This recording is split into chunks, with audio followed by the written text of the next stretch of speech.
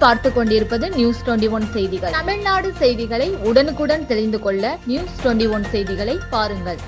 நத்தத்தில் புலி வியாபாரிகள் விவசாயிகளிடம் நேரில் சந்திப்பு. திண்டுக்கல் மாவட்டம் நத்தம் தொகுதிக்கு எடப்பாடி கே பழனிசாமி மக்களை காப்போம், தமிழகத்தை மீட்போம் பிரச்சாரம் செய்ய இன்று வருகை தந்தார். இன்று காலை வருகை தந்த எடப்பாடி கே பழனிசாமி கட்சி நிர்வாகிகளுடன் அவசர ஆலோசனை மேற்கொண்டார். அதன் பிறகு கோபி சட்டமன்ற உறுப்பினர் KA செங்கோட்டையன் கட்சியின் அடிப்படை உறுப்பினர் மற்றும் பதவியிலிருந்து நீக்கம் செய்தார். அதன் பிறகு மாலை நத்தத்திற்கு புறப்பட்டு சென்ற அவர் மக்களை மீட்போம், தமிழகத்தை காப்போம் நிகழ்ச்சியின் இடையே பல்வேறு அமைப்புகளுடன் ஆலோசனை மேற்கொண்டார்.